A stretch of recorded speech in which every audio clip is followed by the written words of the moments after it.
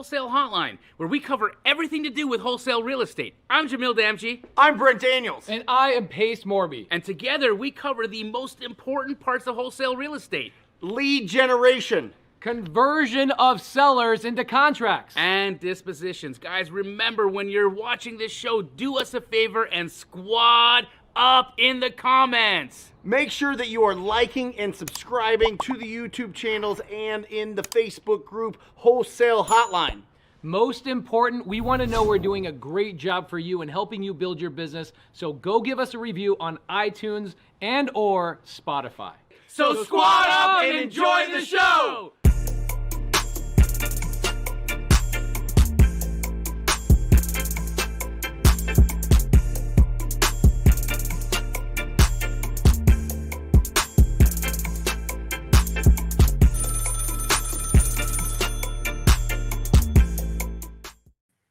Who is out there finding unbelievable deals, unbelievable opportunities? We want to hear from you here in the chat. My name is Brent Daniels. Welcome to Wholesale Hotline number 231 with Pace Morby and Jerry Norton.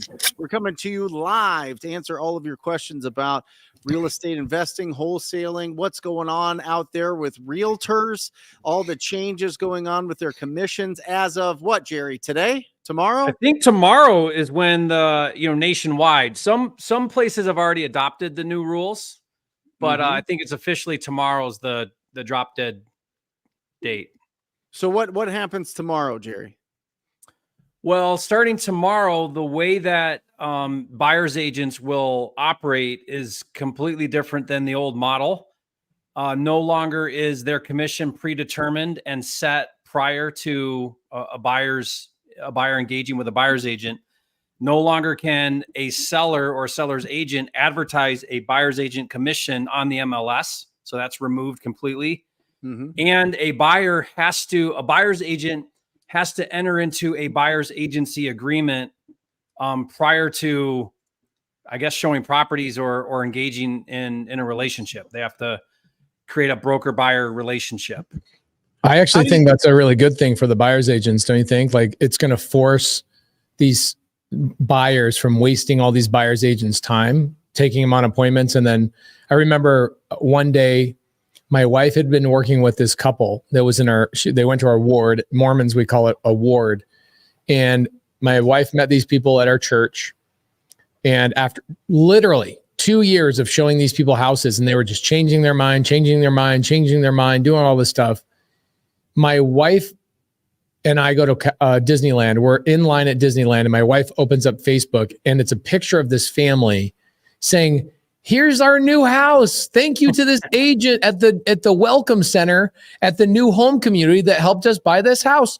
The agent, the clients, the buyers, they have no freaking clue that they just screwed my wife.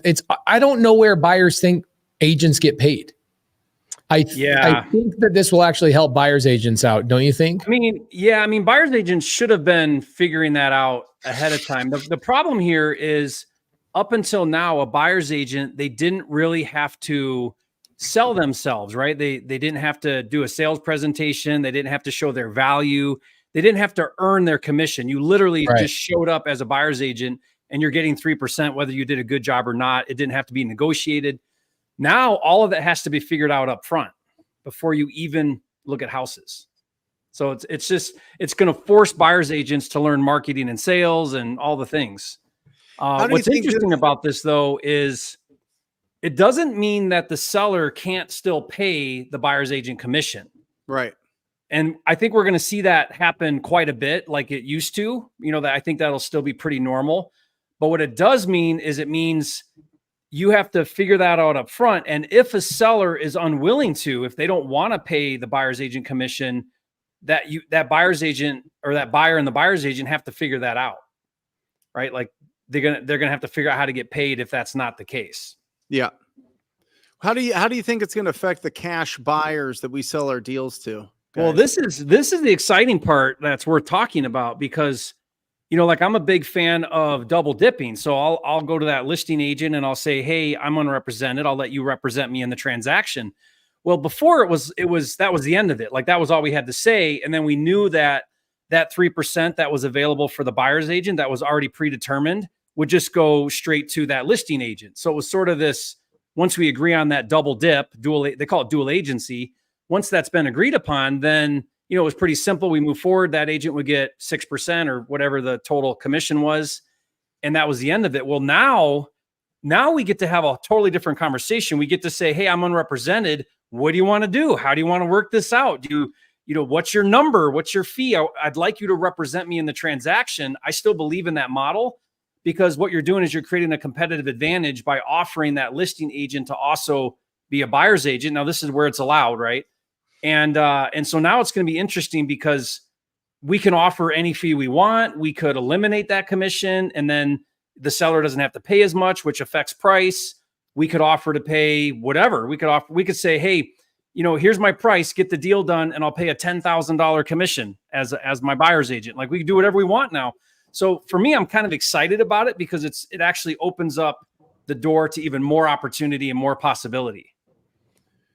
What about from the buyer side, Jerry? Like, we're selling our deals to a lot of people that are doing renovations, a lot of fix and flippers. Do you think that there's any concern, any excitement over these changes? You know what I mean? Like, are they like, well, now I gotta really be loud about what I'm offering as a commission to sell my properties fast so I can turn my money over? Or is it like, hey, maybe some buyers are just going to hit me up and I don't have to factor that 2.5%, 3% into my final numbers when for me, like on my flips, I'm still going to go into the deal and I'm still going to budget, a 6% commission, or I'm still going to budget, let's say, a 3% commission to a buyer's agent, because I'm going to anticipate that most buyers that are going to come forward, they're going to be asking for that commission to be paid by the seller. Right. So I would say if you're an investor and you're on the sales side, then I would still factor on paying like a normal buyer's agent commission. And then maybe you're pleasantly surprised. Maybe the buyer comes forward and says, we're taking care of the commission on my end, or, hey, I'm happy to make 1%, 2%, who knows? But I think for a little while, at least for me, on my flips, I'm going to still budget paying 3% to a buyer's agent. And I'm going to anticipate that they're going to ask for me to pay that out of the seller side. Right. The only thought I had there, do that. You just can't advertise it and it's not predetermined. Yeah. The only thing that I'm thinking about that is kind of a big question mark for me is, okay, how many of these buyers are going to see it on Zillow, reach out to my listing agent and just try to buy this without an agent? And then we have to then be the one that's flipping the house, doing the disclosures, but also the agent is now going to represent the buyer as well. And I don't like that. I never my listing agent. So NAR's big argument was this is going to hurt the consumer because now buyers are going to come with little to no or poor representation. Because now buyers are going to be like, well, why would I pay 3%? Or I don't want to pay 3%. And can I just get a template? And what do I need an agent for to help me? And so I think we're going to what I think we're going to see is we're going to see the market actually realize that paying 3% to a buyer's agent is pretty ridiculous because that's a lot of money. If you think about how much money that is on anything $500,000 or higher, that's a lot of money for something that isn't really that complicated. Once you know how to transact, it's not overly complicated. And so I think we're going to start to see some boiler template, like we're going to see some flat fee type of buyer's agency, and we're going to see some discounted buyer's agents. Like all of that's going to come out now. There's AI. AI buyer's agents. Well, think about it. How is it not possible that you schedule a showing, you go to the property by yourself, no agent, right? You do some kind of ID, you get in the property, there's some interactive thing that's telling you all about the property. You want it. There's AI that's creating a contract for you. It's opening escrow with title. Like, we're seeing all of this happen in every other industry and every other business. Why would that not also be happening in real estate? So I think in time we'll see that a lot.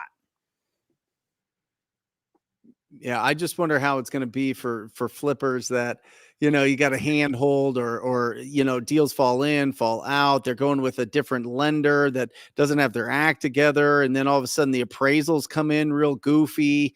You know what I mean? And you're trying to work with the appraisal and show them the comps and show them the improvements and show them that you paid an assignment fee, but these are like your real low cost lenders that the buyer went out and found. You know what I mean? Like a buyer's agent powerful if they're connecting you with a great lender that's going to solve a lot of the issues that pop up in a transaction. They're going to be really good at negotiating for you. They're going to be really good at communicating with the listing agent. I don't know, man. I feel like this is going to be a mess. And I feel like the flippers, and I haven't had enough conversations. I need to have some conversations with, some of the bigger Nate Randleman's here, Pace, and some of these other guys that are flipping a lot, the Zach Keeps and all these guys that are flipping a bunch, and just see what their expectation is on this. If they're slowing down to see how the market reacts, or if they're all, business as usual. It's going to be real interesting.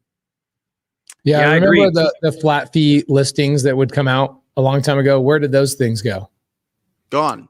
There's still some people who do it, but I remember there was like 4 or 5 companies came out. They were billboarding everywhere, marketing, hey, flat fee listing, flat fee, blah, blah, blah. Assist to sell, need to sell, brokerless.com. They're still pretty popular. I mean, we use them sometimes. It's like $150. You get 20 pictures. I mean, you're getting no service. This is on the listing side, right? So like the listing side had that blew up real quick, and then it kind of fizzled down. It settled in. And I think that there is some very specific use cases where somebody like a Jerry, a Brent, a Pace, right? A lot of the people in our audience, a Carly Grunman, you could very easily handle your own listing.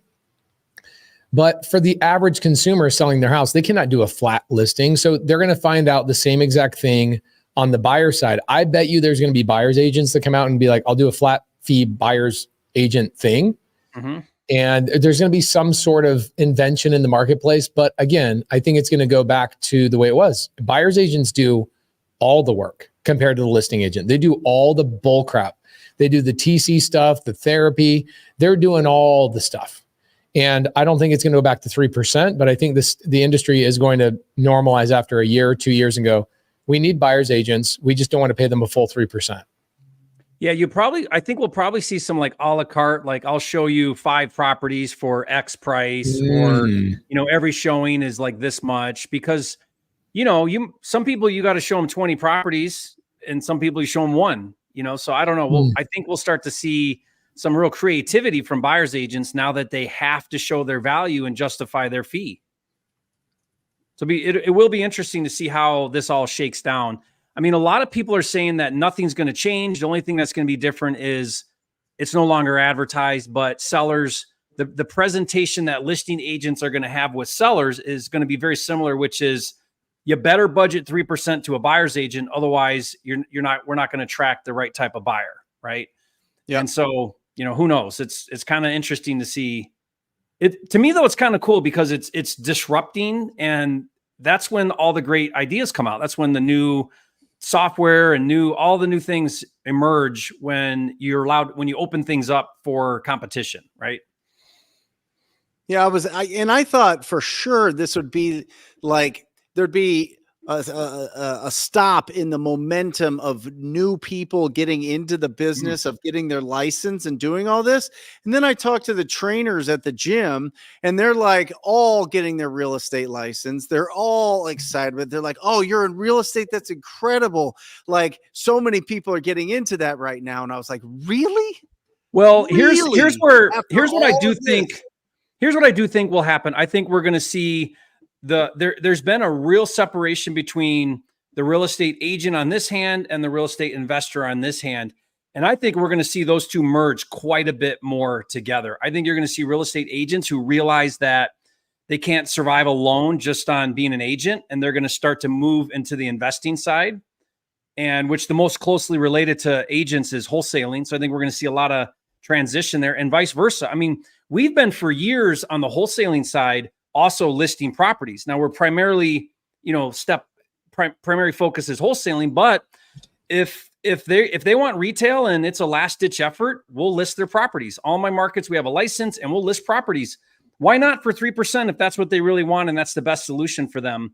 So we've already been kind of playing on that side of the fence on the investing. And I think we're going to see agents also doing the same thing. They're going to be able to sit down and wear both hats. Now, the thing is, though, is you can only wear one hat. Like you either represent the seller or you represent yourself, and you can't be both in the same transaction. So you got to like decide which one you are and stick to it. Yeah. But I think we're going to start to see a lot of that combination of the two. Well, I'll tell you what, on a weekly basis with the inbound, because I've really transitioned my business from outbound leads to inbound leads through pay-per-click and through TV. That's just starting this week as TV's starting up. That's exciting. The amount of retail, bro. The amount of listing appointments we set for our listing team is between 5 and 10 listings every single week with about a 30%, 20 to 30% close ratio. But I'm telling you, if you are serious about being a real estate agent and you're not connecting with the top wholesalers in your marketplace, you are missing out on a huge opportunity. Even though we get 50%, it's a 50-50 split. We're just like literally lining up in the calendar listing appointments. And if you know anything about real estate, getting listing appointments are gold. I mean, that's the toughest part of the job. Yeah. And it's the easiest work because you get the pictures, you get the description, you schedule the showings. And it's like Pace said earlier, by far 100 times easier to be a listing agent than a buyer's agent. Right. So when you land those listing agreements, that's gold. And I would say too, Brent, like for us, we have at any given time, $50,000 to $100,000 in our pipeline and just straight up listing commissions for properties that we initially intended to, they were distressed lists. It was a distressed seller, or so we thought. And then come to find out they want retail and we listed for them. Now, one thing that like Brent said, what he's doing is he's 50-50. So you're passing those off to a listing agent, right? And you're getting a referral fee.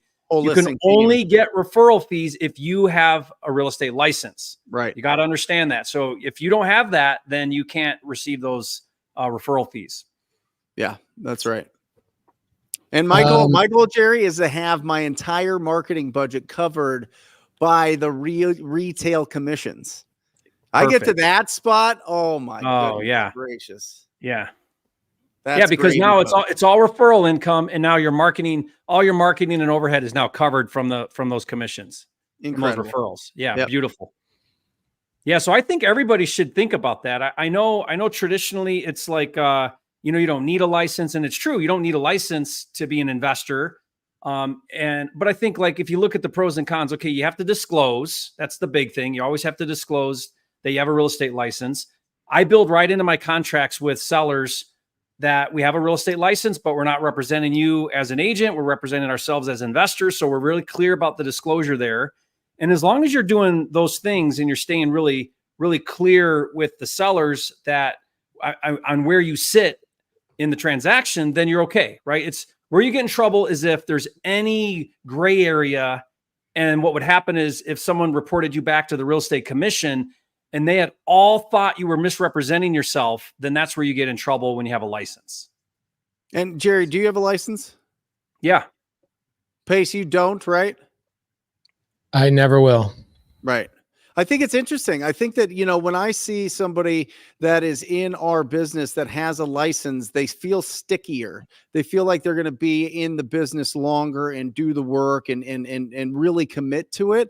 It's like this old, and I don't know if Jerry knows him, but Pace, Dustin Monger. Dustin Monger always had this thing where he was like, I won't date anybody that doesn't have a degree. And he goes, I don't care about the intelligence side of it. It's the it's finishing something, committing to something and getting it done is something that I think is a high character trait. And so I always think about that now. I always think about that. I mean, I didn't follow that by any means, but I kind of feel that way sometimes when I'm speaking with people that are just starting out in their wholesaling journey. That already have a license. I know that they're going to take to it a lot more seriously in my experience. I agree. I agree with that entirely. For the people out there like, wait, Pace doesn't want to have a license. I have access to a license. Yeah. You have people on your team with a license. license. Yeah, Molly has a license. Yeah. My wife has a license. Cody Barton has a license. Josiah has a license. Like everybody around me has a license. And my Well, that's all I primary, meant. That's all. Yeah. That's all that. Yeah. Yeah. Like in other states, my somebody on the team has a license. I don't have a license in every state, you know. So that's all. Yeah. If you have that license, you can just take advantage of that additional revenue. Yeah, and I agree with that, Brent. You know, I was a licensed contractor for 10 years. And so I think that somebody that's willing to go through that process is going to be a lot stickier for sure. Shout out to Chris Jean-Baptiste out of Brooklyn. Love you, brother. Appreciate you so much. And also shout out to the 350 people that are on here today. Thank you guys for coming in and hang out on Wholesale Hotline. Just so you guys know, when you guys are watching and you see maybe 75 people over on Jamil Damji's YouTube channel and then 160 on my YouTube channel, we're kind of spread out to a couple of different channels. So just want to let you guys know it's not a bad idea to bounce back and forth between a couple of channels to network in the side chat. We are live, my friends. Today is August 12th, 2024. This is the live show. Okay. We've got some good questions here. Mm-hmm. Do I need a real estate license to wholesale? By the way, no. Jerry, we have your report down here in the files here. If you want to pull it up, you can just add that, and that'll let everybody know where you do need a license, depending on the state. But yeah, most states. Yeah, I mean, this is constantly changing and evolving because more regulation keeps coming out. So you do want to stay current on what's going on here, but several states require a license to wholesale, and even then you have to kind of understand what they're saying, because some of it is a license to wholesale in and of itself. And then other states have laws where it's just about how you market your contract for sale that requires a license, which is a little bit more lenient than, you know, any type of wholesaling requires a license. So, you know, you definitely want to make sure you understand what state you're transacting in and what you're allowed to do and not allowed to do.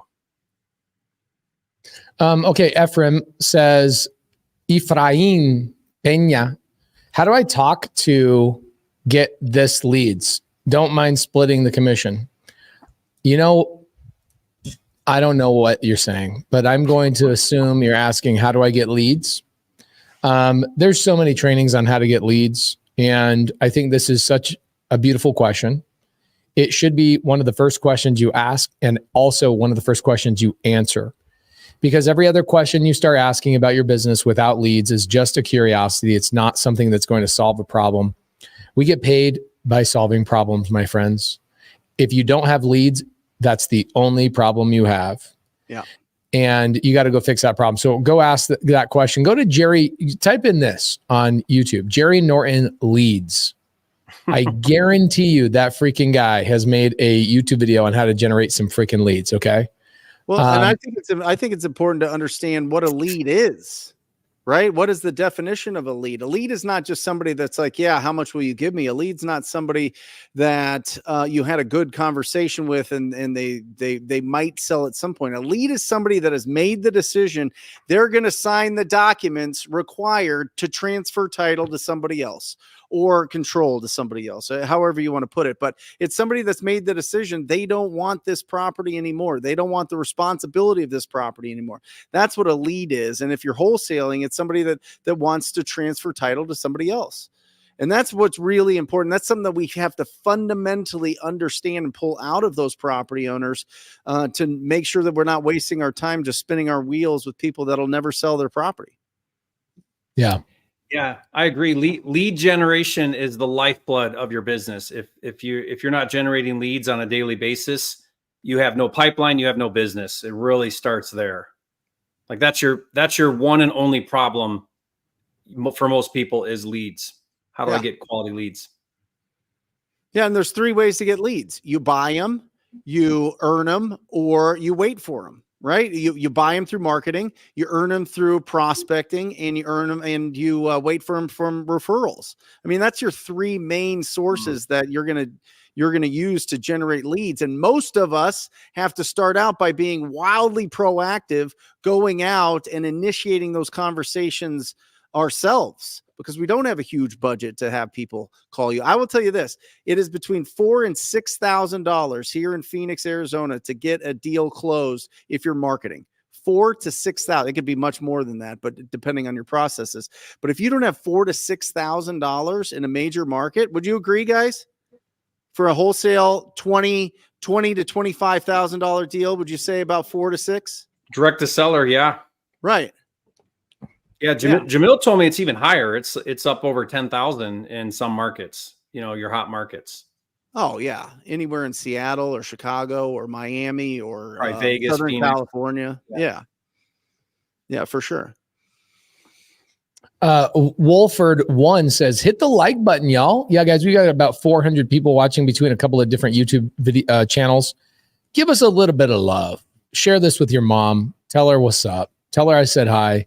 Also, check out the turkey cam. We got the turkey cam going today. Check it out. We don't have any turkeys out there in the property today, but one turkey was out in the property yesterday. I was hanging out with Jerry, and he smoked me at Pickle Ball. I don't know. You're getting that Morby method down pretty good. Yeah, the lob method is pretty good. We came up with a new Morby method in pickleball. It's not a real estate thing; it's a pickleball thing. It's so good. Just boom, hit it so high they have to break their neck to look up at the ball. Cleo has asked the same question multiple times. He says, "Hey, do you have any advice? Private money is the holy grail to real estate masterclass. I have a deal that I need this for." Okay, is that something of yours, Jerry? Well, you and I did a private money masterclass. I wonder if that's what they're talking about. How about this, guys? I will give you a list of private money lenders right now. It has about $15 million on it. I think it's called Pace's Private Money Lenders. And these are people I've done deals with. Dang it. I don't know the website. I got to pull it up. I think Pace's, that's it. PacesPrivateMoneyLenders.com. Is that it? Yes. That is exactly it. PacesPrivateMoneyLenders.com. This has $15 million of private money lenders on it. Let me show you this list because I want you to see that this is no BS.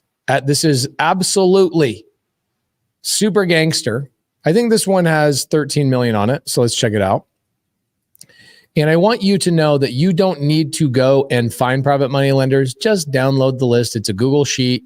These are real people, real emails, real phone numbers, and real dollars that they have access to. The total dollar amount, $13,448,500 is what is available on this list. So if you have another question about Pace, where do I find private money? You'll notice that this is titled PML list number 4, June of 2024. I just created this list. It is free to you. So you stop asking the question of where do private money lenders come from? Here's where they come from. Uncle Pace.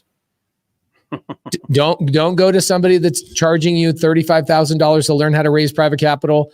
Me, Jerry, Brent, Jamil, we got free resources for you, helping you out. No more questions about where do private money lenders come from. Okay. Mm-hmm. Awesome.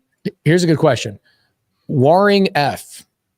So when you're selling your LLC on a wholesale deal, this is a Jerry question maybe. Do you need an LLC bank account EIN for it, or do you just transfer the LLC to the end buyer? Yeah, that's a great question. No, you do not need an EIN. EIN is your federal ID number because you're not filing a tax return. You're not doing anything. You're selling the LLC. Now, once you sell it to your buyer, they can do what they want. They could keep that LLC active. They could close it down. They could transfer the property into their other company. Whatever they do is on them.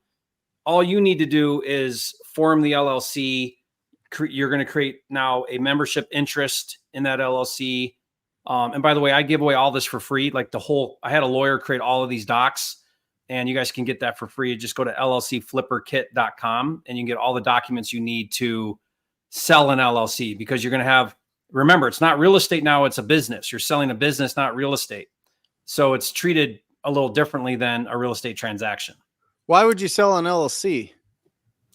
Well, it's a workaround to not doing a double closing when you have a no assignment. So think about this, guys. Like, let's take a bank property. All bank properties have no assignment clauses. Some probate properties have no assignments. Sometimes a private seller will just want a no assignment. Some states have a no assignment baked right into their, state contracts. So, and we're going to see more and more of this come up where you're going to have to deal with not being able to assign your contract. So you could double close, but then you're paying fees twice and paying for transactional funding. So workaround is you set up an LLC, you contract the property in the name of that LLC, and then rather than assigning your contract, you're selling the membership rights of the LLC to your buyer. So at closing, the buyer didn't change. It's still 123 Main Street LLC. The members of the LLC changed from you to your cash buyer, right? So it's a really cool technique to learn.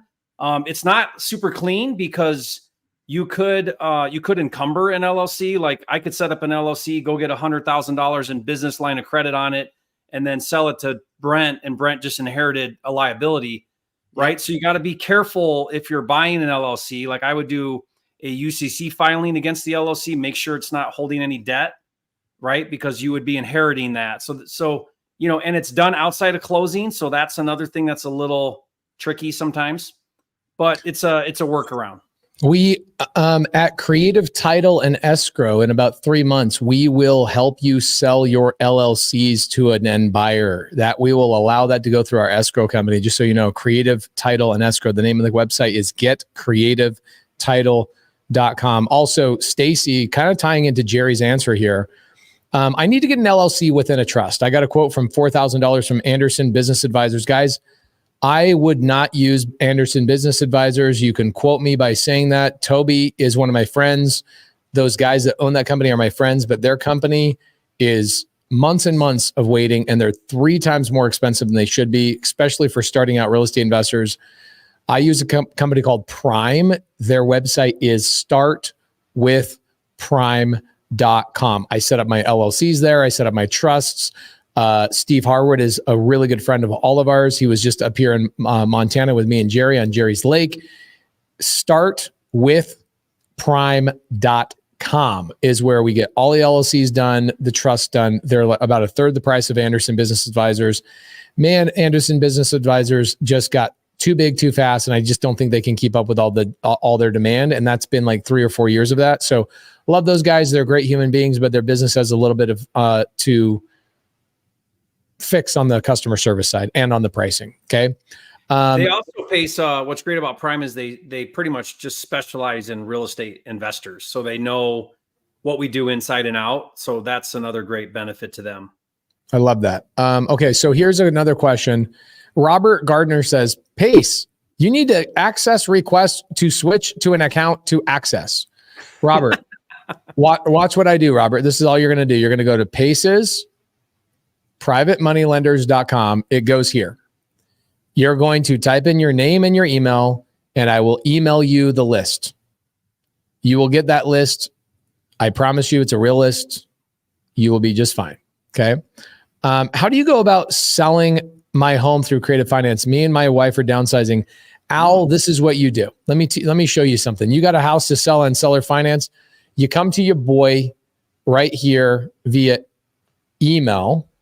Sorry, I know it's naked right now, but let me fix it. My email is pacejmorby@me.com.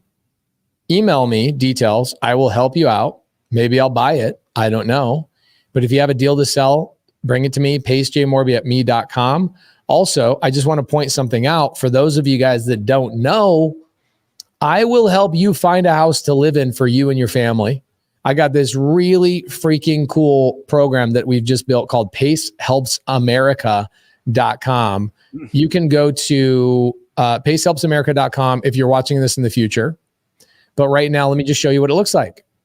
These are all my buyers right now that want to buy they're end buyers. They want to move their family into a home.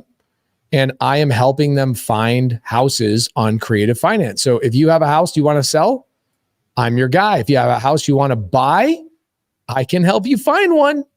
So come on over to that website, pacehelpsamerica.com. But the answer to your question, my friend, is just email me. I'll help you out, dog. Thank you so much. Let's see. Can you explain how to use PML? I have a deal for a sub-2 home for $25,000 down. Let me show you one more thing. Brent and Jamil or Brent and Jerry are like, oh my gosh, this Pace guy is such a pain in the ass. He's just constantly sharing his screen all the time. Well, they're not wrong. Let's just be honest. My friends are not wrong. I can be a pain in the butt a couple of times a day. So hold on a second. Let's check this out. One of my favorite things to do is I go over here to YouTube and I type in Jerry, Norton, Pace, Morby, private money. And Jerry and I did this amazing private money masterclass. And one of the first videos is how to start raising money, lessons learned borrowing private money, hard money versus private money. Private money is the holy grail. Oh, there you go. Private money. They were talking about our thing, Jerry. And it says how to structure private money loans. This masterclass, which I will give you the link to, my friend. I will give you this link right here. See, I'm copying it. Then I'm going to put it in the side chat just for you guys. This will answer your question of how do you use private money? What do you use private money for? How to talk to the private money lenders? And homeboy, I'm telling you, there's a friend of mine. He's a friend and I like him. He charges 35 grand and guarantees you after a year of his program that you will have 25 private money lenders in your database. 35 grand, 25 private money lenders. I just gave you like 65 of them for free 99. And Jerry and I made a killer YouTube series all about private money lending. And I put the link in the side chat. So just thank P-Dog and J-Dog. We got your back. Okay. Dang it. Sorry. Another Pace question. Pace, has your zero cash flow deals after party rolled out yet? I guess that is helping others. Yes, it has rolled out yet. As of tomorrow morning, we are fully ready to go. Pace, I want to be a PML. How to proceed? Check this out. Email pacejmorby@me.com. I gotcha. Dang, man. Today's just screen sharing time, huh? I like screen sharing. Rolling. It changes it up a little bit, but we got some questions here. Hey, Jerry, you got an answer for this one? Where is the best source to find out new state laws regarding wholesaling? Yeah, so if you go to wholesaleregulations.com, then you can get the latest update on state laws. And I just updated it. I added a couple other states there. Yeah, scroll down. I think we added North Dakota is one I added. They've been Alabama passed a law. Yeah, so they're all in there. And what I do is I break it down. I kind of go through the whole law and I give you just what you need to know about what the law is and when it goes into effect and what you have to do to be compliant. What do you think, Jerry? Do you think that we're just on the road to no assignments, or are we on the road to you got to get a license to assign? I think get a license is just step one, but I think the end game is they want to stop it altogether. So why? Because they don't want us transacting on properties we don't yet own. So that would be an assignment. That would be a double close, because even a double close, like everybody thinks double close solves the problem. It does temporarily, but they're going to close that loophole as well, because the problem is when you do your AB transaction, you can tell the seller, hey, I'm the buyer. But then when you do your BC contract with your cash buyer, you're typically doing that prior to closing on the property. So you're telling a buyer that you can convey title, in essence, on something you don't yet own, or you're marketing something you don't yet own on your BC side. Because the goal is with a double closing is you've got your buyer ready to go and you do the closings back to back. So if the problem is they don't like us transacting on properties we don't yet own and contracting properties we don't yet own, that would eliminate a double close, and a novation fits in there as well. So I think my perception of what's going on, and I watch all these laws very closely, so I'm seeing the trend here is that, and I think in 5 to 7 years, not only will licensing is one thing to bring it underneath the real estate commission jurisdiction. Yeah. But I think they're going to keep going, and they're going to try to do like what South Carolina is doing and just say, no, you can't do it. We don't want you doing it at all. Does that open the door to them shutting the door to other creative options, Pace? I can't. You know what I mean? It. They go after wholesalers and then they go after subto, or they go after doing land contracts, or they go after wraps, or they go after all these other things, right? They go after controlling a property but not owning a property. Well, have you heard what they're doing in California? They'd have to get rid of lease options. They'd have to get rid of, like, I could convert every acquisition through a lease option and sell everything through a lease option if I really wanted to. bro, the amount of time and energy that would take for them to do that, I don't know. First step, they would have to understand it. Right? Like wholesale is simple enough for them to attack. They don't even understand wholesaling. They don't even understand wholesaling. And that's the easiest thing ever to understand. Yeah, I don't think creative finance can be even remotely touched. I don't think they're smart enough to even know these transactions exist. Like, I can't even tell you how many times we talk to an escrow officer and they're like, "A what? How? Wait, you're doing what? Wait, I don't understand." Right? I don't think so. Pace, have you heard what Colorado just passed? No, what? They passed a law, went into effect June, I think. But in Colorado with multifamily, the state of Colorado has first right of refusal to buy a multifamily property from the private sector. Guys, this is what happens when you let Democrats move into your state, okay? They turn your whole entire state over to a complete totalitarianism. We have first right of refusal to buy your property. You cannot even choose. The government you cannot even choose who you sell your property to and how. Who sets the price? Is now in real estate in Colorado. Who sets the price? I mean, if the seller says I'm selling, somebody contracts it, they can come in and say, we'll take it for that price.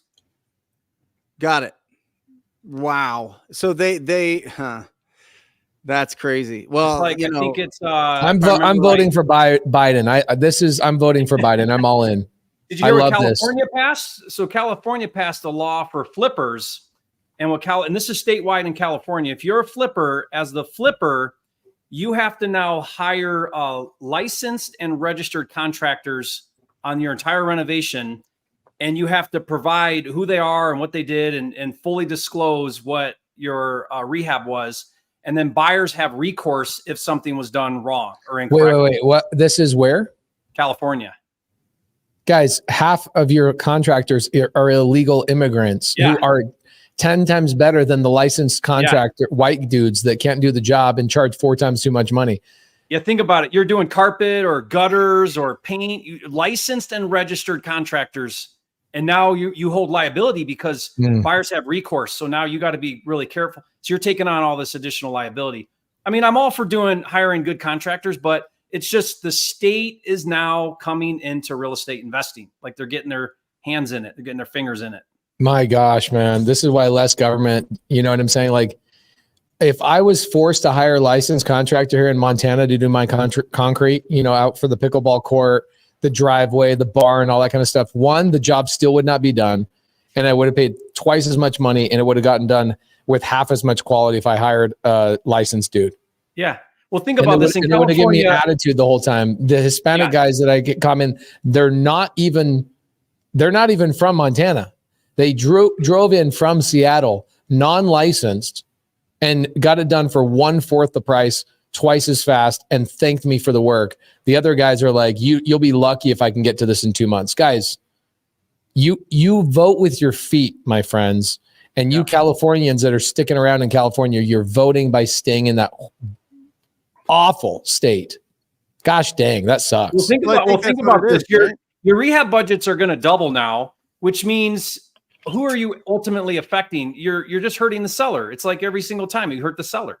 Yep. Yeah, because we got to dig into the seller's pocket on a cash transaction to justify the purchase. If I've got a contractor who's going to charge me $60,000 for a $30,000 job. Yeah. Well, just like minimum wage, it doesn't hurt. It hurts the low income is who it hurts the most. Buyers determine value. And if it costs you more to get your money out, the value is going to go down in those properties. They're going to lose. The sellers are going to lose more. But I just think it's the states that have a lot of people. They have beautiful, beautiful cities, beautiful, at least landscapes. And they don't care. There's going to still be people that are going to accept that and live there. Yeah. Jem says, do you use licensed tax professionals, Pace? Yes, I do. Sadly, most licensed tax professionals are not that smart. I'll tell you right now, JEM or Jem, most of the CPAs that I've met over my last 15 years or so of being a business owner don't know their butt from a hole in the ground. I teach most CPAs about cost segregations. And for example, this property that I bought, right, that I'm in right now, 210 Kaufman Lane in Montana. I bought it for $3.7 million, $1 down payment. When I did this, the seller's CPA said, that's not legal. And I said, you are not correct. Can I have my CPA talk to you? And the CPA goes, I don't know what he's going to teach me. I've been in the business for 40 years. Okay, great. No problem. So my CPA talks to him, shows him all the legislation, shows him how to do these types of transactions. His CPA gets off the phone and says, how do I learn how to do this? So he goes from saying, I've been in the business for 40 years, this is not possible, to how do I do this too? Guys, most licensed tax professionals do the taxes for the majority of the United States, which are people that I wouldn't take financial advice from either. And so you have to find not just a licensed tax professional. You want to work with tax professionals that their average client makes a couple $1 million a year and has a net worth of what you want your net worth to be, because they will give you appropriate advice to the path that you are following. So don't go to H&R Block. Okay, those guys are broke and they have broke clients. Don't go to, like, you're just down the street, some like tax service. Go to a mastermind or go to a seminar and find the CPAs that are doing the tax advice or the tax work for professionals like myself. Okay. Sherry says, fantastic story, Pace. Okay, no problem.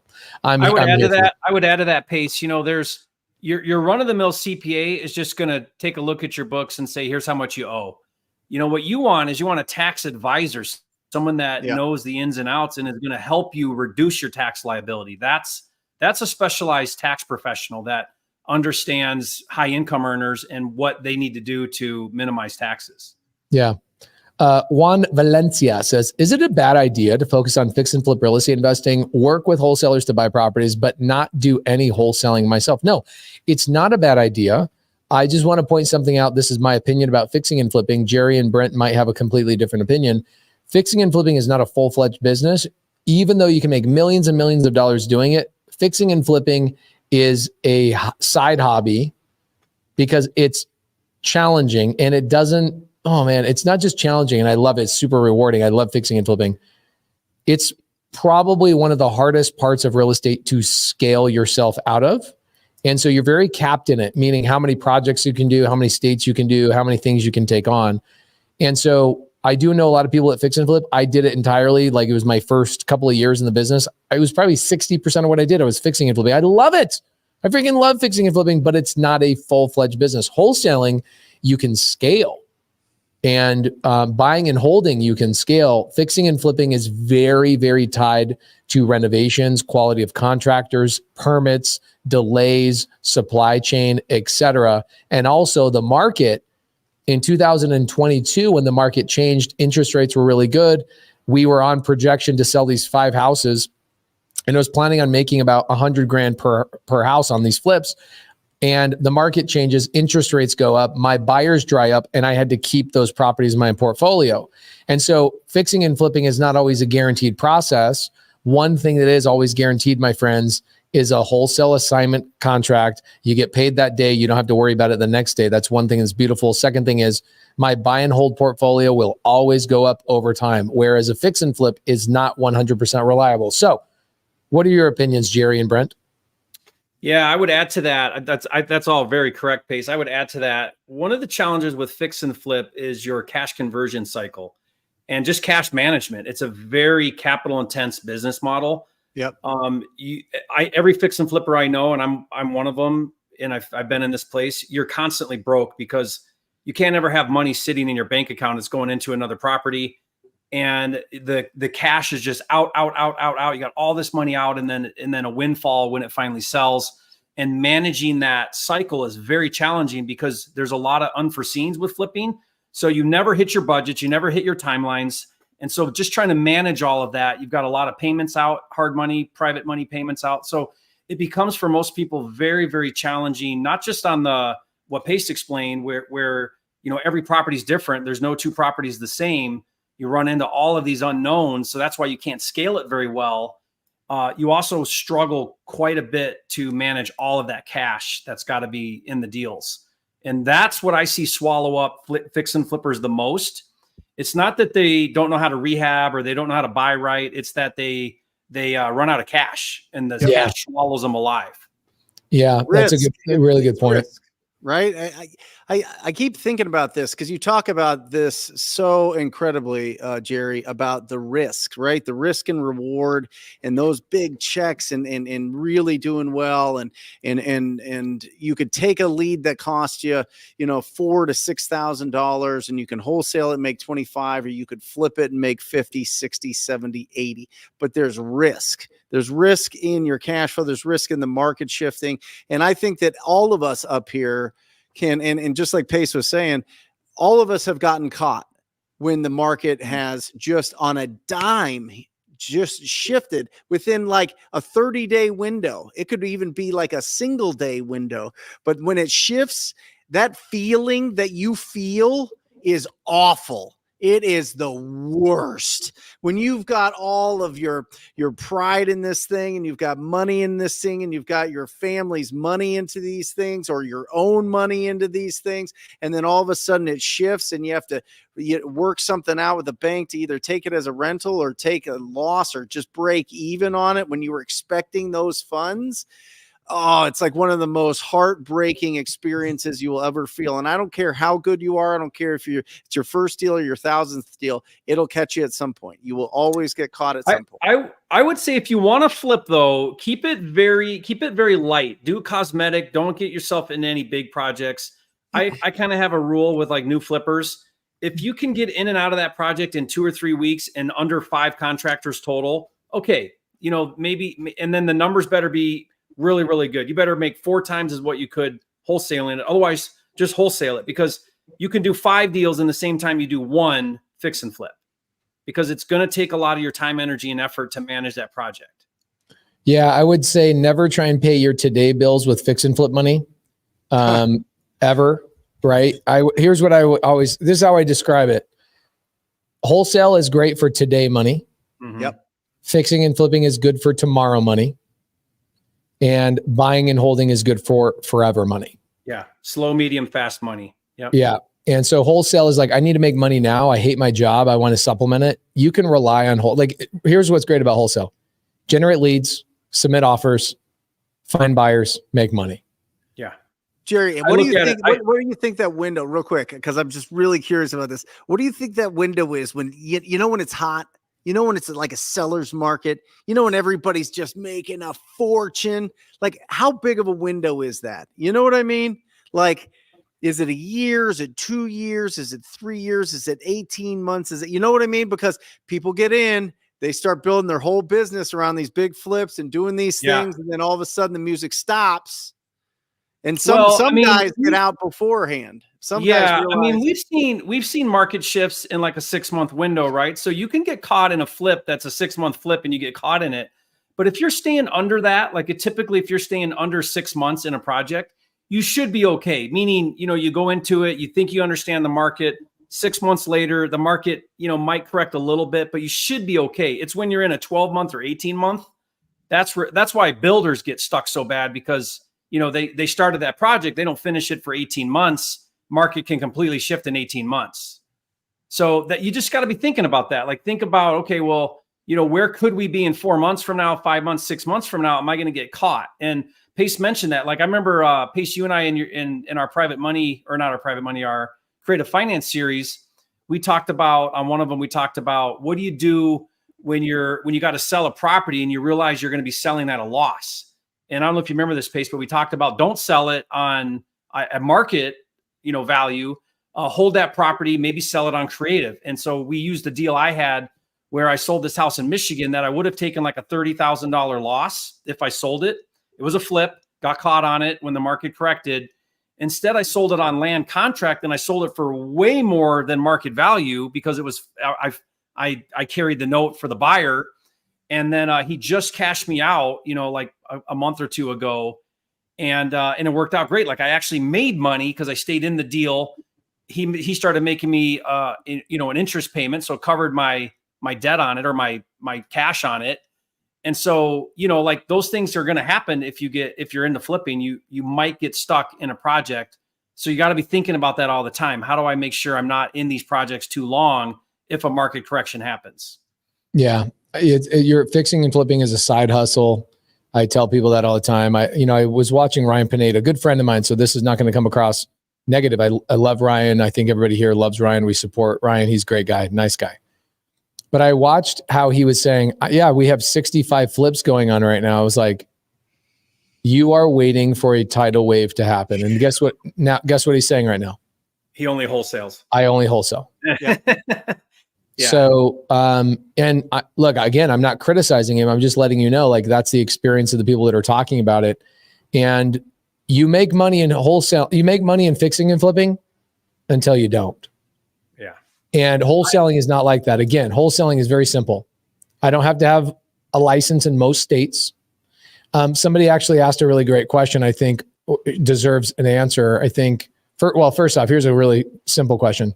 Pace, do you need an LLC to start wholesaling? No. Should you have an LLC to start wholesaling? Yes. Why do I believe that? To draw a really quick, stupid analogy is, do I need a wedding ring to get married to my wife? No, but it shows my commitment. And when I'm doing an LLC, it shows my commitment to the universe, and it shows a commitment to myself that I have an actual business. And by the way, when I call a real estate agent and the agent says, yeah, no problem, submit that offer. What's the name of your company? Oh, I don't have an LLC yet because I was too damn cheap.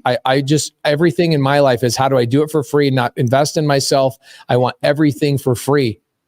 I'm not committed. In fact, that might be the name of your first LLC, is I wasn't committed LLC, therefore it took me too long, right? Get committed. Are you in it or are you not? And if you're not, you're going to be one of those people asking the question, like, do I need an LLC?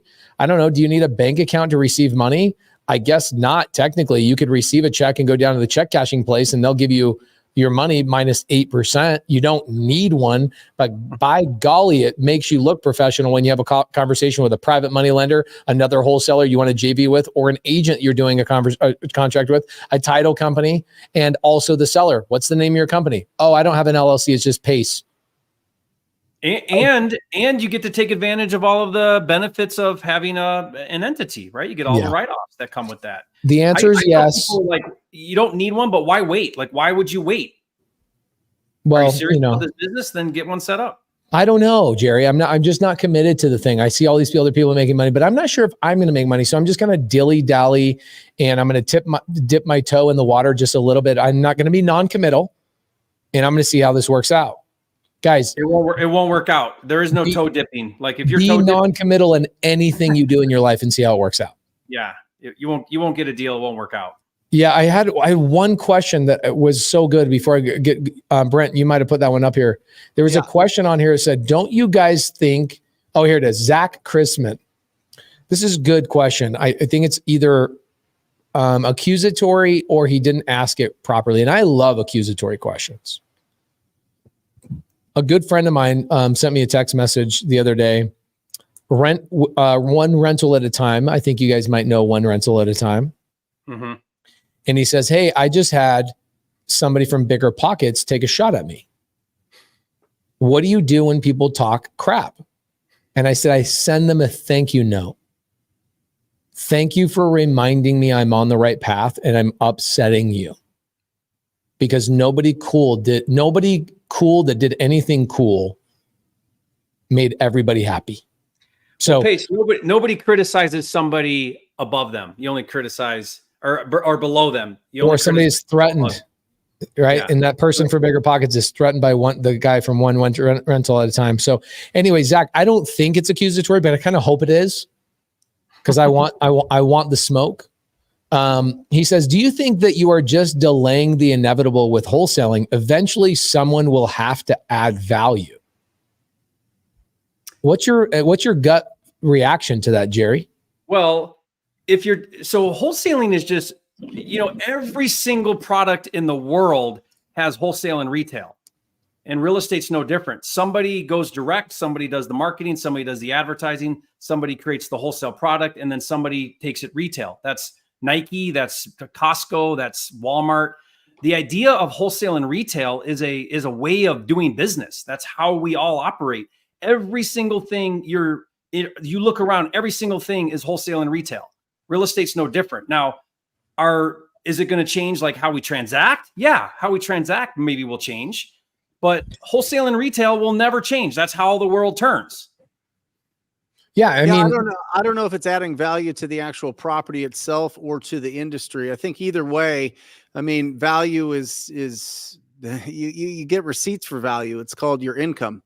And so if we weren't making any income, there wouldn't be any value. So obviously there's value to the people that we serve, which is the cash buyers on a customer base. And then from a supplier base, people that want to get rid of their properties, we give them a fast and easy solution to be able to do that. Either we close them ourselves or we'll find somebody else that'll close them. So I think that it's wildly valuable. I've been in this business for 20 years, and I think it's more valuable than being a real estate agent, in my opinion. I think for that niche, I do. For the niche of people that have a tremendous amount of pets and trash and beat up properties, or are in really tough situations financially that they just have to get out of. There needs to be a pawn store. There needs to be somewhere where you can go. You're not getting the full amount, but you're getting speed and convenience, and you're going to work at a different price that's not retail. And so I think that's just the market. I don't think it's going to end. I don't think there's going to be less deals if they say you can't assign contracts anymore. Although I think that is very aggressive. I think that's going to be some states. I don't think that's going to be sweeping, but who knows? I think it's going to be regulated by licensing.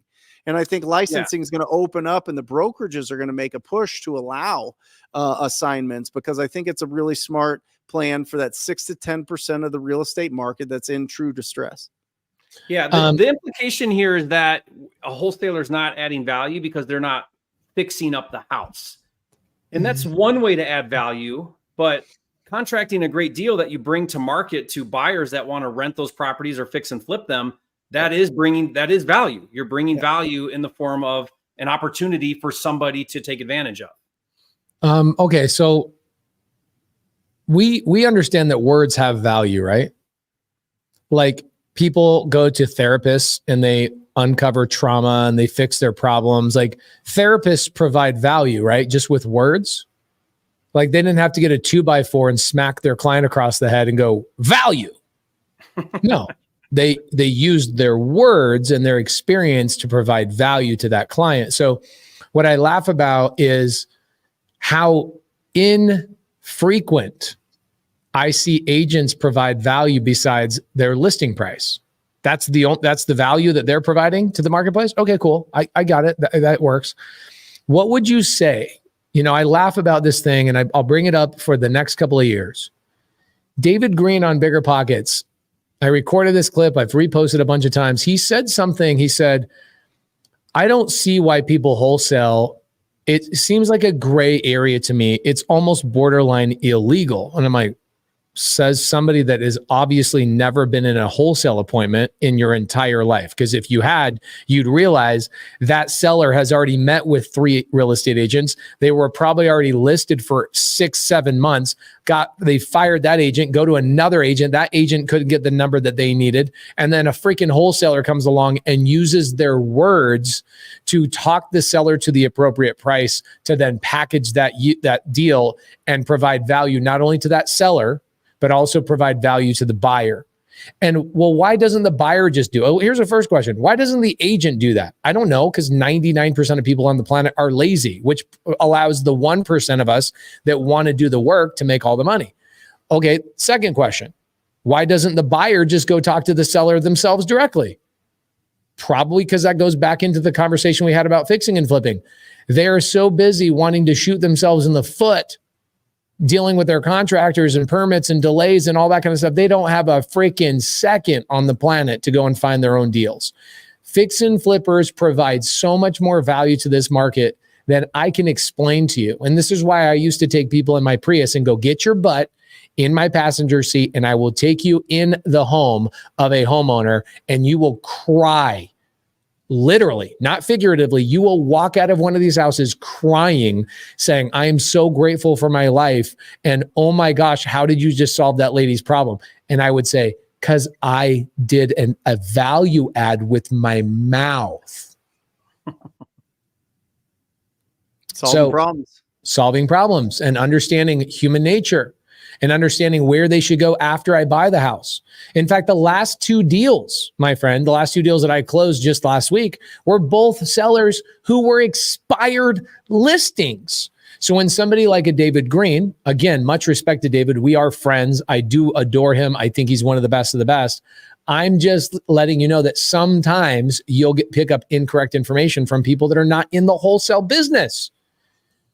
I started in real estate in the wholesale business only going into living rooms of these homeowners. And I'm telling you, Brent is doing TV ads and he's doing inbound leads in Phoenix, Arizona. This guy could go on 4 appointments a day, and he's one of 50 people in Maricopa County that are also doing the same thing. I bet you there are over 300 or 400 seller appointments a day just in Phoenix, Arizona, with sellers who are like, the agent couldn't help me. I need help. Can you come and buy my house? 300 or 400 a day. Yeah, it's unlimited. It's unlimited. I mean, if you look at, we have 2 million properties in Phoenix, 6 to 10% are in distress at all times. It's 120 to 200,000. Think about it. Think about it. We have 143 million residential properties in the United States. Like, yeah, agents, we get it. You want to go list a property where there can be showings and you can get the most for the property. But guess what? Not everybody wants to show their property. Do you know how many times I go, my guys go in the appointment, and I did when I was going to sit down in the living room, in the kitchen, wherever, and they say, listen, I am so embarrassed by what's going on in this house. I don't want any picture. I don't want anybody here. I just want to get rid of the property, move on with my life. That's what we're talking about. We're not talking about somebody that has this unbelievable, beautiful house that they have to move in the next 30 days. They'll put it on the market until it goes down, and they'll get a buyer, and it'll be done. We're talking about people that are genuinely embarrassed about having people come to their house, or they're scared that their animals will attack people. This is real, guys. This is real life. This isn't, gated communities with beautiful HOAs that get on everybody if they have a blue pot in their front yard. Right, Pace? I have to check this out. This is too good. This ties into exactly what you're saying. So Pace does wholesale method work with mobile homes. Let me show you guys something. Today is screen share day. Okay. We're going to be doing some screen sharing today, and I'm going to show you something and tell you a really freaking great story about mobile homes and what Brent just brought up. Check this out. Okay. So let's go to Mesa, Arizona. All right, cool. Go to maps, open in maps. Check this out. I love these properties so much that I can memorize exactly where the deals were done. Okay. So this deal down here, oh my gosh, it's so bad. Like, y'all don't know how bad this gets. Little gas station right here, this house. Okay. 214 and 220. I bought both of these houses. This house, guys, right here is the worst house I have ever physically been in my life. Okay. Mm-hmm. It's a mobile home in a mobile home neighborhood. Okay. By the way, oh my gosh, I got a story after story. I built this house right here. I'm like, okay, I don't want to tell you all the stories. I'll just tell you this one. Check this out. So this house is a mobile home. Okay. You would never believe it, but if you walked past this white Volkswagen Bug, they don't use their front door because do you see their front door? You can't even see anything besides the little junk on their front. This is their front porch. Yep. It's so full of junk, they don't even use their front door anymore. When you walk to the back of the house, you will slip and slide because the back patio is literally an inch thick of dog and cat crap. Yeah. So I take Cody Barton, my partner here, 6 years ago when we bought the house. And he walks in. The ammonia smell is so strong, it could knock a fly off a garbage truck, my friends. Mm-hmm. Okay. We go inside the house. Everything is covered in dog poop. Everything is covered in cat poop. Everything smells like pee. Cody is so uncouth. Like, he's so blatantly obvious that he's uncomfortable. So he asks the seller, she goes, oh yeah, take a seat. Let's talk. And he goes, do you have a newspaper? And she's like, sure. She gives him a newspaper. He unfolds the newspaper, sets it on the couch, and then sits down on the newspaper and freaking offends the seller. So what's wrong with my couch? And he goes, I just didn't want to sit in dog crap. Oh, guys. That went down well. This is 10% of the appointments you're going to go on. People that are struggling with issues. They have no next of kin. That, again, when you say, are you delaying wholesaling? Is the wholesaling delaying the inevitable? No, wholesaling is the ointment to the real estate agent scourge on this planet. Wholesaling solves the actual problem, which is real estate agents' inability to learn what real estate actually is, which is solving problems, not putting sticks in the yard and pretending like they know what the hell they're talking about. I think agents are delaying the inevitable. Real estate investors will devour them, and iBuyers and technology will remove them from the industry in the next 10 to 15 years. It's inevitable. There's going to be, just like right now, I could get a doctor to give me a prescription by a FaceTime call. I no longer need to go into a doctor's office. It will be the same thing with real estate agents. I think you got 10 years to be an agent, and 80% of them will be gone in 10 years. That's just me. Come back and timestamp this and go, damn Pace, you were right, or damn Pace, you were wrong. I'm right. 1 million of them are leaving the industry in the next 3 years. Bye-bye. Wholesalers will dominate. 3 months ago, it was we could only get pictures of a property that we had just put under contract on a Saturday, and it was by my house, so I went and took pictures for the guys. And in the den of the owner's house, the whole wall was framed with porno magazine pictures. The whole wall was covered with all sorts of very lewd and very nude all over. It was like wallpaper that he had put and framed it, like shadow boxed this crate and the whole. If you could imagine what the rest of the house was like, I'm just saying, like, people need to understand that we're not knocking on grandma's door who's got the roses in the front yard, and she loves the house, and she's baking cookies for the neighborhood, and we're trick her into giving us all her equity. It's just nonsense. Bro, I almost didn't get into this business. I almost didn't get in. I had a buddy of mine, Ben. I said, I'm going to get into wholesaling. He said, isn't that the business where you rob old ladies of their equity? And I'm telling you, I had a 30-minute window of my life where I questioned everything about real estate investing. This was before I ever generated a lead. And I was like, I can't do that. If that's what we're doing is stealing from people. And then I go on YouTube and I type in Jerry Norton, fix my problem, bro. Convince me, get me lined up. I overcame it. But dude, I don't think I've ever bought a house from a single old lady. I don't. And if I did, I guarantee you I reached out to their next of kin, or I had a welfare check on them or something. These are not the people you're buying houses from. You might even find a chopped off head in the chest freezer in the basement. Yeah, Jerry's just one-upping us now. Hold on, Jerry. Jerry. You're talking about feces. I'm talking about pornos, and Jerry's talking about a severed head. I mean, this is real life, guys. This is not. Oh my gosh, what a crazy. It is interesting because like the house that he had in Colorado, right? Jerry buys a house in Colorado. He wholesales it, and his buyer finds a severed head in a freezer in the basement. It becomes national news. And somebody probably was like, yeah, they should have listed with a real estate agent. Yeah. That's probably, it's like, what? There's a dead person in a house, and the murderer. Guys, we're not talking about people that are like Wall Street, brokers that went to Ivy League colleges making $7 million a year that we're reaching out to. Sometimes it's people that inherit a house that they don't want to have it. I did a deal with a probate attorney, one of my first probate attorney deals. That was a referral. And I go to the house and I'm like, oh my gosh, there's no way this seller is going to want to sell this house. I call the seller and go, hey, His name was Jeff. And Jeff had inherited the property from his uncle. And I go, hey, Jeff, I'm at the property. Just want to see what you want to do with it. And he goes, I just want to get rid of it. What's your number? I go, 180. He goes, all right, sounds good. Send over the agreement.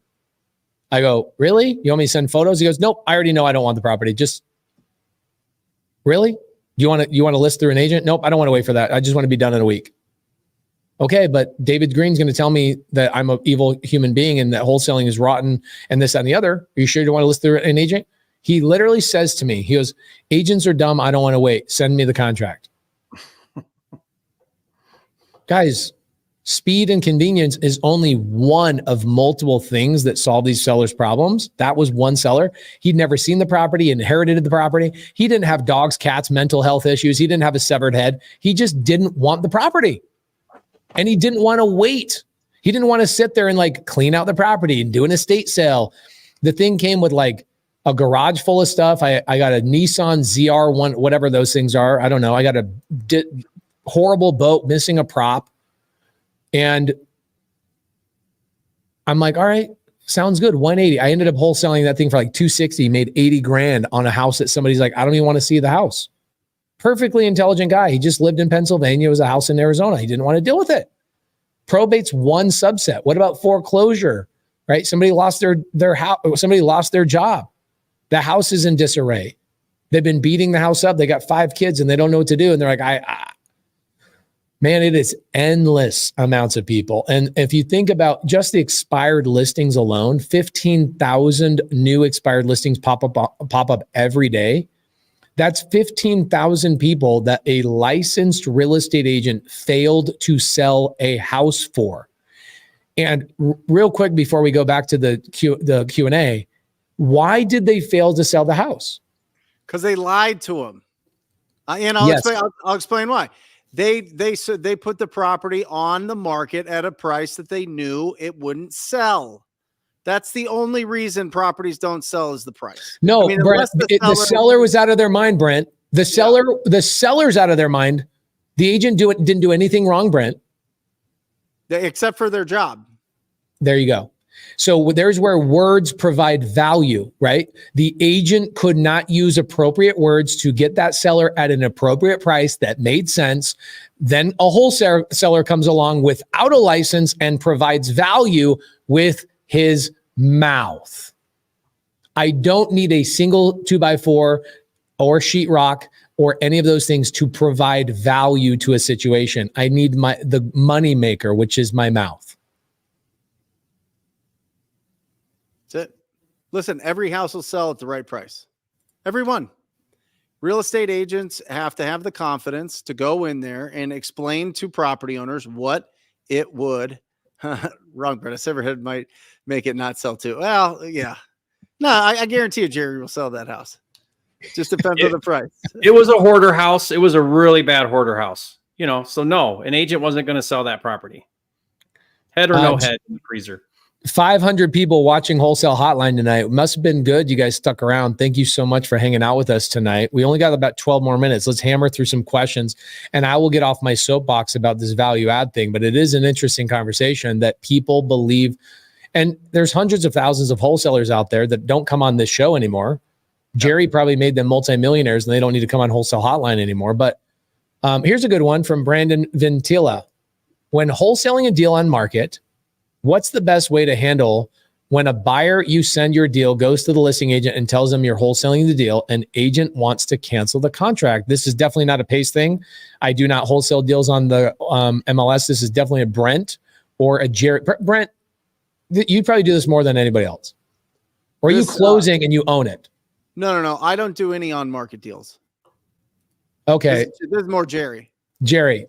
Yeah. What do you got? So this was a real failure to communicate with the agent and set up proper expectations about what you're doing and what's happening. Because what happened here was clearly you failed to communicate to the buyer what's going on here, right? So if a buyer is going around you, they're contacting the agent, then somehow that buyer's not wanting you in the picture. They're not seeing what you're doing there. And while that certainly can happen, that can be prevented quite easily by just explaining to your buyers what's going on, explaining to the agent what's going on. And remember, at this point in the game, you have an executed contract on the property. The real estate agent was involved in that process, but the real estate agent is not involved in what you do after you contract the property. So as long as you have a right to assign that contract, even though it's on market, you can do that. And I would just work on how you set proper expectations with the agent and with your buyers, because that is one of the challenges with the on-market model is, it's already challenging when we're trying to, manage different parties in a wholesale transaction. You got a seller over here, you got a buyer over here, you got title. How do we bring all these parties together and have a successful transaction? Now on market, you introduce an agent into that mix. So it means you have to get really good at managing who everybody is and their roles in the transaction and be very clear about that. I think this one leads right into it, Jerry, as well.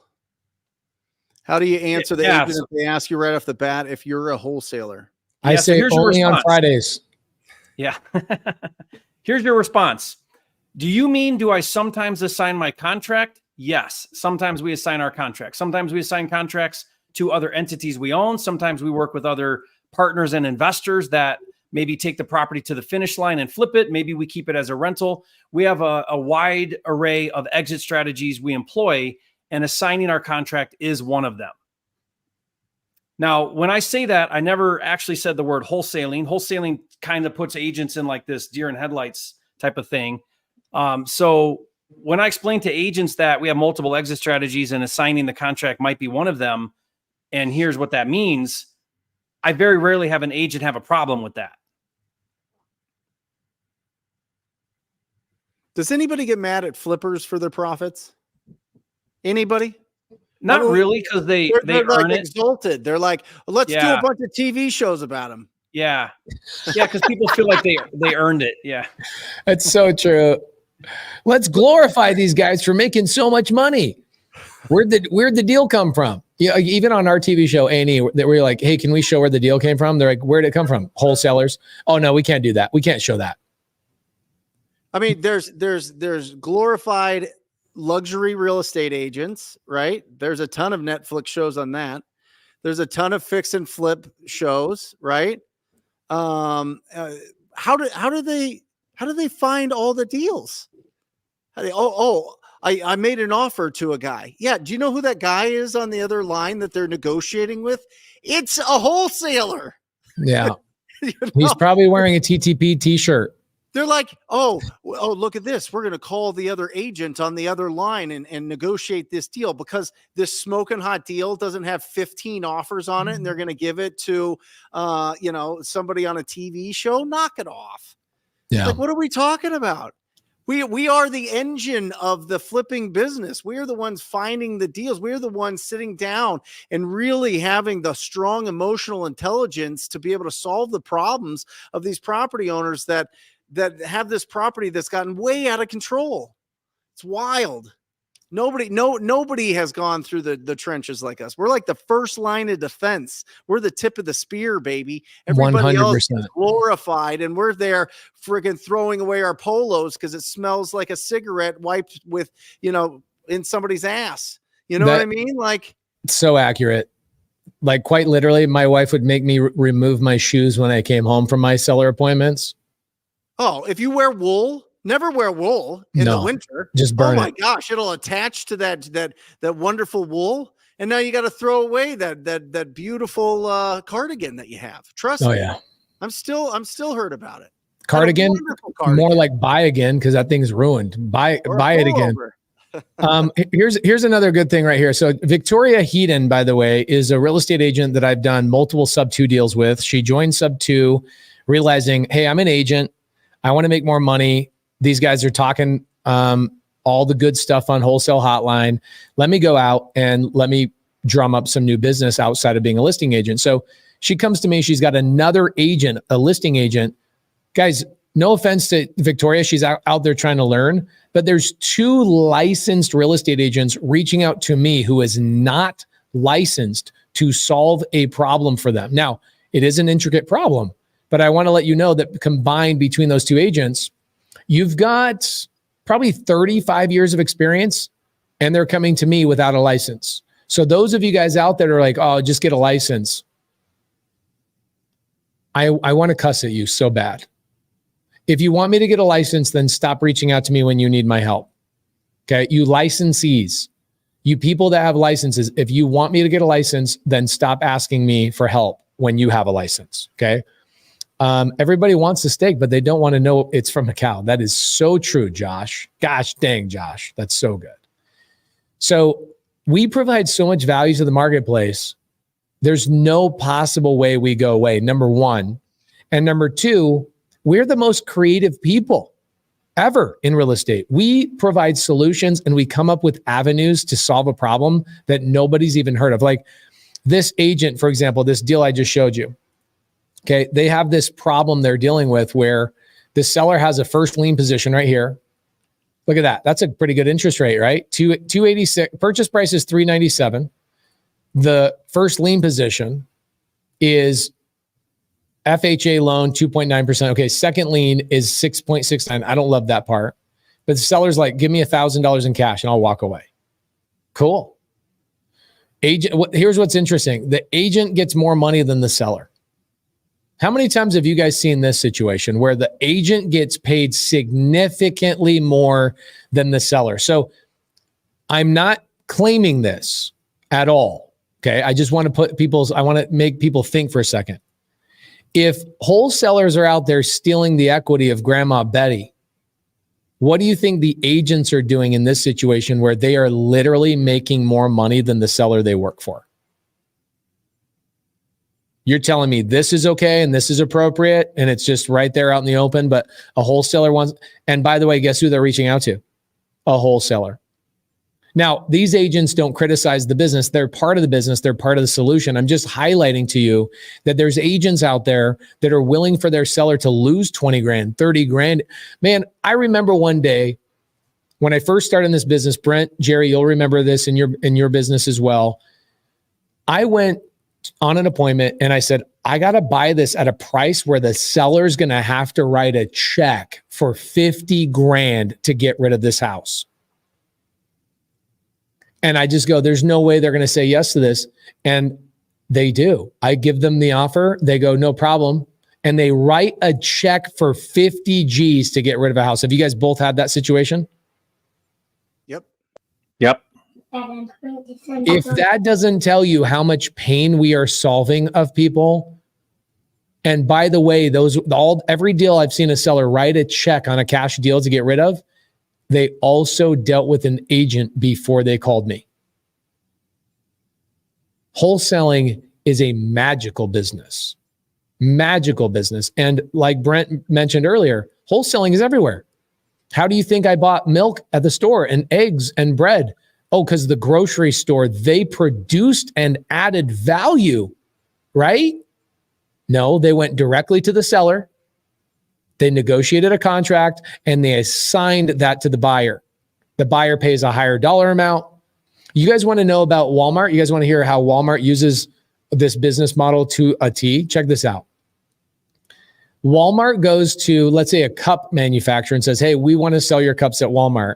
And guess what? You'll be so lucky because what we'll do is we'll sell those cups and we'll pay you 90 days after we receive the money. Yep.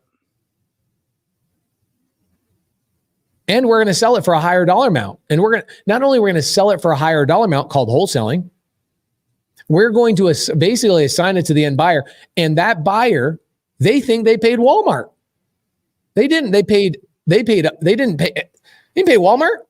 They put it in our account. We held it for 90 days. We made interest on the money and our profit. And then we let you have the money. It's called net 90, net 30, net 60. Google it.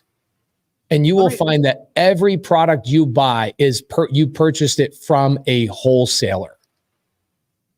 Just from a morality standpoint, if I saw a property on the market, I locked up that property on the market. I then closed on that property. I did nothing to that property except for I went and called some friends that like buying properties in that area, and I made $30,000. Did I close on it? Yes. Did I take risk? Yes. Or what if I just lock up a property that's off market? I call my friends. They pay me $30,000. Which one has a higher morality? It's just more risk for me. It's just more risk for what we do.